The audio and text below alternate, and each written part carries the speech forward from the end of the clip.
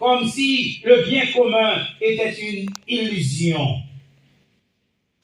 Mais Sophonie annonce aussi un renversement magnifique des choses.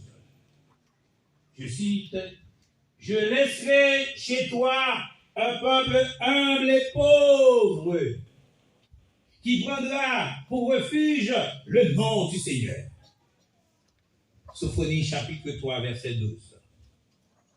Ce que Dieu espère, mes frères et sœurs, c'est un peuple humble et juste, pas un peuple parfait et puissant, un peuple qui écoute, qui pratique la justice et la miséricorde, un peuple qui respecte la vie comme le don sacré de Dieu, un peuple qui refuse et lutte contre la corruption, un peuple qui obéit à la voix de la sagesse et un peuple qui fait confiance.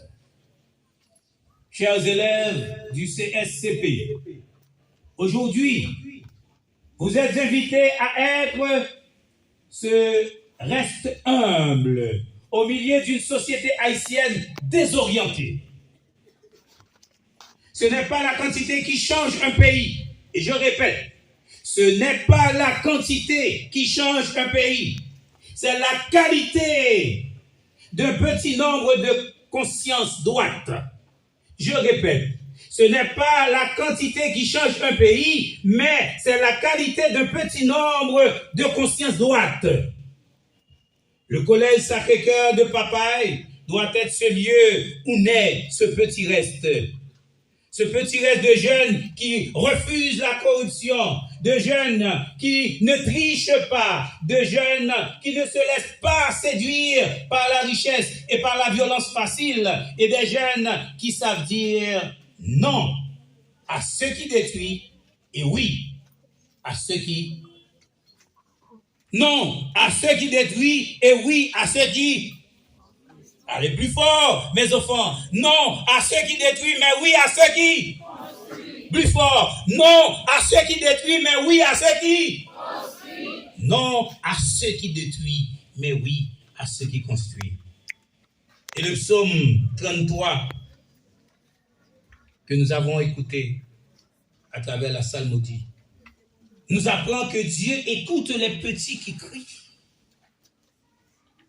Le psaume responsorial de cette liturgie proclame un pauvre cri, le Seigneur entend.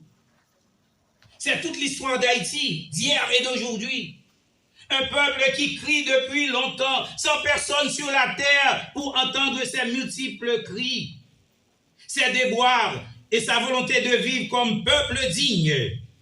Cependant, si personne ne l'écoute, il y a quelqu'un qui l'écoute, il y a quelqu'un qui vous écoute. Il s'appelle comment?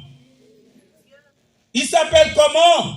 Dieu, oui, le Père, le Fils et le Saint-Esprit. Dieu entend le cri du peuple. Dieu entend vos cris. Sa parole nous rassure. Dieu ne se bouche pas les oreilles. Mais attention, dans la Bible, le concept pauvre ne veut pas dire seulement celui qui manque de l'argent.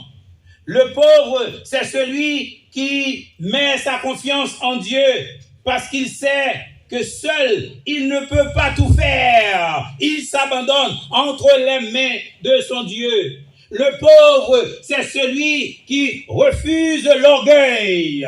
Le pauvre, c'est celui qui reconnaît ses limites et demande de l'aide. Chers éducateurs, chers parents,